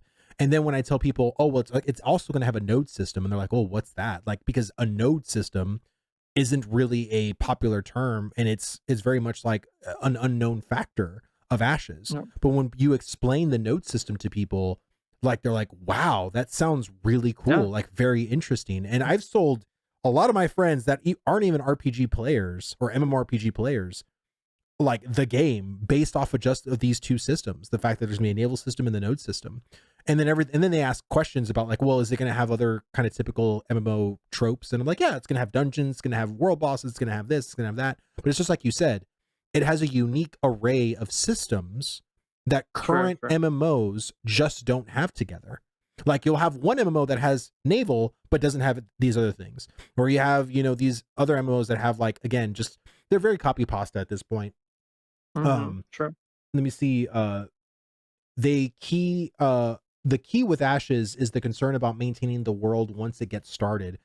So many areas, unique features. I worry about them getting overwhelmed with so many niche elements. I think with the and I this actually used to be a concern of mine, to be totally honest with you. The fact of how niche certain systems are. Like there's going to be a religion system. There's going to be a highway or the highwayman system. Highwayman. There's going to be the bounty hunter system. There's going to Yeah. be Social organizations. yeah, Something like social that. organizations. There's going to be so many unique niche things that a lot of MMO players just haven't heard of. But again, I feel like as long as they do the greatest hits well, which is leveling, classes, combat, On the everything else, like I feel like as long as they do the core MMO features well, they can withstand adding some niche features too. Because I think it's also taverns is a unique feature too. There's not many MMOs that have taverns that are going to have parlor games and are going to have music and stuff like that. Like it's going to be very unique. You know what I mean? So I think again, there's two things that Intrepid needs to knock out of the park. It can't just be good. It has to be great. One being combat and the second being classes. If the classes are great and if the combat is great, I feel like that's going to be like 80% of success. True. yes, True. 100%. Because people, like every person I talk to, just has such a fascination with classes. They want class design to be good. And I feel like there's also a lot of portion of people that only ever talk about MMO combat. They're like, if the MMO combat's terrible, I'm not going to stick around. It doesn't matter how great the story is. It doesn't matter how great the leveling experience is. If the combat is shit, I am probably not going to play that game. The thing is, yeah, when it comes to combat, both PvP and PvE players experience that. So that's why it's critically important, crucially important, right? Oh That's the yeah. correct word for it. Yep. So, because if there are dungeons and there is something wrong with dungeons, PvP players don't care. Crafters maybe don't care. Gatherers don't care. It's only PvE players who will care. But when it Right. comes to combat, everyone is affected. So Everyone. that's why it's yeah. Yeah. And this is again the thing I have always talked about with class design too, because that's the first choice you make in this game is what class do you want to play? So the class design to me is so imperative to it's like a permanent decision, right? Like if I'm going to be a mage, that's what I'm going to be. Like if I want to be Yep. something else, like I have to start all over. You know what I mean? So the class design has to be great and it has to be fun. And I think once everything starts getting complemented, like when the combat is really good, especially at the lower levels, I feel like a lot of MMOs, the combat's like WoW to me is so terrible in the early game because you don't have that many abilities, right? You have like one or two or three abilities that you're basically playing with for like the first 20 something levels. And those abilities are just very boring to use. Like they're not fun.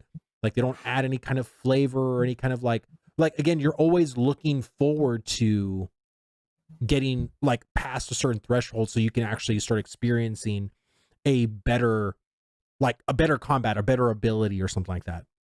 So I think it's not only the end game that is very crucial, it's also the intro, because that's your first experience. You know what I mean? It's like, again, playing BDO. I'm not saying that combat in BDO is terrible, but I think just like when you start off, right? Like if the combat isn't fun at level 1 or level 5, why are people going to stick around? You know what I mean? Like, and again, there's True. some people who, again, have that expectation or that opinion. I'm not saying I do, but I just think it's important. Absolutely, because those first, first hour, first 2 hours, first couple of hours basically are important because that's when I guess that's when a very high hang on. That's when the bounce rate is happening. Because if you just logged in, you walked out of the node and got killed 3 times in 5 minutes by some, random player, then probably you won't like it. I mean, some people Right. will get angry and like, okay, I'm gonna take it seriously and I'm gonna do something because I want that guy uh, to punish him. But Mhm. some people will just what is this game like? Why am I being griefed or something? Right. I'll go play some, I don't know, CS:GO. you know. But yeah, it's important. It's necessary to for the game to be like not hardcore from level one because we No. need it has to be like a a quicksand or a swamp. You step in and then you're slowly drowning and then you can't do anything. So that would be the right For me, approach. the first initial, like, if I can say an emotion that you should experience when you start an MMO is fun. Like, it has to be fun, because I feel like a lot of times in MMOs it always feels like work. Like, leveling is work. Like, Or grinding or maybe questing. or maybe curiosity. Also a Or good yeah. thing. Oh yeah, for sure. Like, you're in a brand new world, like you're curious, like, oh my god, I want to go out and explore, want to do things and stuff like that. But I feel like having fun should be the primary reason of you playing a game. Playing a game in general when you were a kid had to be fun. If a game wasn't fun, you didn't want to play it as a kid. And I feel like, again, there's so many games that feel like a chore, that feel like a job, basically. Like, they don't the fun has been completely sucked out of it, and it's just a rotation of things that you do in order to achieve a goal. But achieving that goal isn't meaningful. It didn't provide you any value. It wasn't even fun. But now you can say you've done it, and it's just like, Yeah, why, it's like putting a tick, yeah, just like ticking the box. little Yeah. little checkbox and stuff. Let me see. But here's a question: when will we stop thinking of players as either PVEers and PvPers, and see AOC players as PvXers? Can a player be that well-rounded in AOC? Oh, I mean, I think you can probably speak to this more than I can. I guess you absolutely can. Um, I mean, PvP and PvE will be connected in Ashes of Creation. So most likely you will not be forced to do both, but most likely you will end up doing both. Because of course, if someone is attacking you, the world is like 1,200 square kilometers, so you can go anywhere and chill there alone. But sometimes you will have to fight back. Sometimes it will make sense to fight back, and those two will be connected, especially taking into account the fact that 80% of the content is open world. Because it was very funny. Like, there is Underrealm and Ashes of Creation, and in Lineage 2, those were catacombs. So you just go underground, and there's like basically catacombs with rooms and mobs. And if the location is good, then every single room may be occupied. And usually you're just if you come there and you start killing mobs, the guy will come to you and say like, "Hey bro, it's occupied. I'm farming it. Go find another room." Right. And sometimes you will, and sometimes you like check all those rooms and you see that all of them like there is no free spot and you're like, "Okay, there are 10 people here. Which one of them can be like which one of them can I kill Yeah. actually, Right. you know? Yeah, and yeah, so it will be maybe not like absolutely the same in Ashes of Creation, but probably very similar to that because there will be inevitably like, hunting grounds and farming spots that are better than the others. And if they're Right. better than the others, then people will know about it and they will try to go there. Right. So yeah, conflicts are inevitable and it's not a bad thing. Right.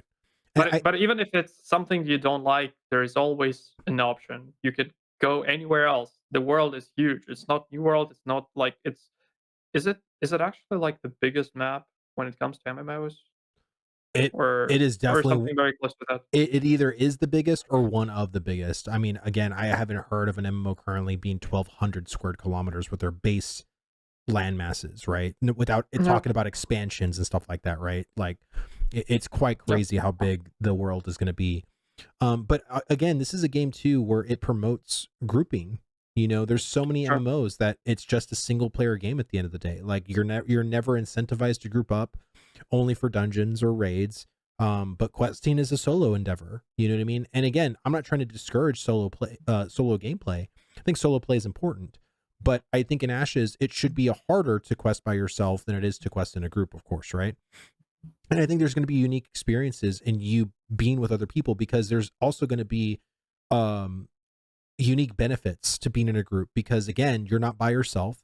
So if there are any PvPers lurking around wanting to do combat, they may not be as willing if you see yourself with two other people compared to you just being by yourself, right? Sure. So having, safety in numbers is definitely a benefit in Ashes of Creation. And I think also the group experience bonus is actually a really nice touch, because in most MMOs, they basically have your experience being in a group, and I really hope they don't do that in Ashes. And again, They won't. They yeah, won't. I really hope they don't, because if it is like the most efficient way to level in Ashes is to be in a group, then so be it. Because you know what the most efficient way to level in every other MMO is to do it by yourself. So why can't we have a fucking game where you have to be able to be in a group? Or again, that's the most efficient way to level, right? Not saying it's again, you can do it by yourself, but it's better, it's more efficient or whatever to just do it in a group. And I don't mind that. Again, it's just, again, like, I think playing with friends, especially in an MMO, is so critical and crucial to the overall enjoyment of a game. Because and I've said this many times, the Thursday poker night with the boys, right? Poker in itself, it's an okay game, but it's just so much better when you're playing it with like 5 year buddies. You know what I mean? The conversations, the dialogue, the drama, or whatever, right? The gambling that can go on. It's just so much more fun if you're just playing, you know, Yeah, with just by yourself or one other person, right? absolutely. Yeah, there will be a lot of benefits for playing in a group, and that's actually my plan, at least at this point. Probably it's not gonna be on the Alpha 2, but on launch, I want to have a static group, like Oh yeah, 100% of same. people that I can rely on, and people who can rely on me, because there's just so many benefits that, like, as someone who tries to make as many rational decisions as possible, I just can't ignore. Like, I can't play solo because I will like there will be a thought in my mind that what you're doing can be achieved faster, or you know it's just not the best way to do that. But the thing is, wait, there was something else that I wanted to say, and of course I forgot it, like literally a second ago. God damn it. It's okay. Yeah, It like happens to me all the time. a simple example, if grinding to like from 1 to 50 takes, like 250 hours, for example, right? Right. And if you're playing solo, there is a certain amount of times you will die, coming to a new area, AFKing and dying from random mobs, someone killing you, etc., etc. If you compare XPing for those 250 hours solo and with a group where you actually have a cleric who can also revive you every single time and restore some XP, it will be much faster. Like, you will not notice it if you just, XPing for 1 day. Right. But when it comes to 250 hours, the difference will be massive. It's gonna be hours or days, maybe even. So yeah, Yeah. because losing those uh 2-3% of XP on level 46 may be painful. Oh, Uh, 100%. I mean, and yeah. and and was there de-leveling in Lineage 2? Yes, there was leveling, and it was even more Fuck that. painful. So, for example, Fuck that. there were different grades of the armor, so like D grade, C grade, B grade, A grade, S grade, and you could wear them on a certain level. So, for example, uh, you could wear A grade items on level 61, and you're like reaching level 61. You already have a A grade set, and then you die, and you are back to level 60 and you already sold your gear, the previous one, and you're Oh like, my god. yeah, I had that once, and I was No like, I way. am an idiot. Yeah. Oh god. So wait a minute. If you hit max level in Lineage 2, can you de-level? Yes. Wait a minute. So you still had to gain experience at max level to make sure you don't de-level? Is that how it No, works?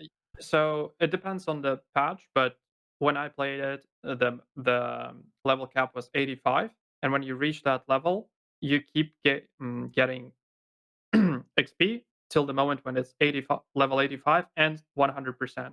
But if you die, of course, you will lose 1% of XP. So yeah, Wow. and That is some people nuts. nah, some people actually used it Wow. because, for example, there was a class that you know was good with party buffs, group buffs, Right. and there was a low level dungeon, so people will power level that buffer to level 78, and then de-level him 10 levels to level 68, because that's when it's possible to enter the dungeon, the low level dungeon, Right. and have those high level buffs in the low level dungeon, because it allows them to actually complete it faster. Because Wow. if there was a ten level difference, then your skills like were not affected. But if it's going to be 11, the skills will disappear. So that was the restriction. So people See, had different strategies. I'm all for experience debt. I'm not saying I'm all for it, but I'm okay with it now. If Mhm. Ashes was going to have a de-leveling system, I probably would not be even a content creator for this game. I'd be like, nope, sorry, can't do it. What bothers you? I just You don't like achieving something and then have a feeling that something that you have achieved has been taken from you. yes, Is that a but I feel like levels like are like you've reached that level, like you should just be that level. Like I don't know. The de-leveling thing for me just it doesn't, and maybe it's my WoW brain. Maybe it's that. I don't know. But I feel like playing or doing raiding and like doing a raid boss and dying like 40 times and then de-leveling because we couldn't kill the world boss or not like a boss in a raid like just seems so disgusting to me that I would have to like redo the level again. Like it doesn't compute in my brain. Like I just don't want it. But again, there isn't de-leveling in Ashes. Thank God. There is no. not experience loss per se, but they said experience debt. I don't know exactly what the difference is. Because to me, I see experience debt as being experience loss. It's just another term for it.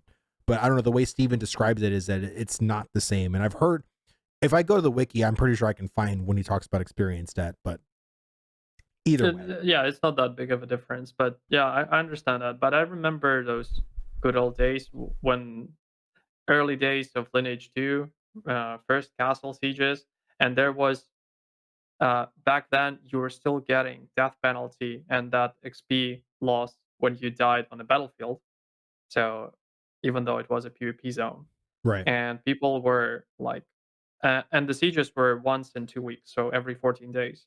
So people were grinding for 14 days, then going to castle siege and losing. Like some people lost the XP that they've been grinding for this 2 weeks, because it was Golly, dude. unlucky. Can you imagine? The No, people no, who I can't. survived that, like nothing in this world can break them because they're so Wow, mentally stable. The that's stress crazy. resistance level of losing something that you were working for, you know, 2 weeks is insane. Yeah, that's the I perseverance don't on know. those people isn't Yeah, crazy. it's like I don't know. It's like playing Rust, for example. I never played Rust, but I understand Oh the yeah, there's a basics lot of of it. loss in Rust. Yeah. It's crazy. Um, it's already gonna be a 9 o'clock my time, flanker. I'm Well, sure it's really early or late or whatever, but I just want to say first off, you thank you so much for coming on, especially you being all the way, across the world, and just talking Ashes. Like I really, really appreciated you. Thank you so much. I hope you had a great time just yep, chatting yep. Ashes I and really did. talking and stuff like that. But guys, I of course I linked his video. I can try to link it again. Um, go subscribe to his content. uh he's a good dude. I think he's making great content for the community. I'm really curious to see what other video ideas you have in the future, man. I would say any kind of Oh, advice I would say is don't get discouraged with views. Just give your opinion out, let it, because again, Steven sees so much Ashes videos, it's insane. So if you're wanting to make videos because you want to try to give your opinion, on this game that maybe the devs can hear, then you're already succeeding because I'm pretty sure they probably already watched your video. So just don't give up. Keep making content. yeah, I know it's all about consistency. I used to do that, so I know Yeah, the drill. So, yeah, thank you for having me. It was nice talking to you, and I'm not saying that as a formality. It really was. Um, yep. I appreciate it, man. Thank you. Well, guys, we're gonna get off. You guys have a great rest of your Friday. Have a great weekend and be safe. I will see you guys later.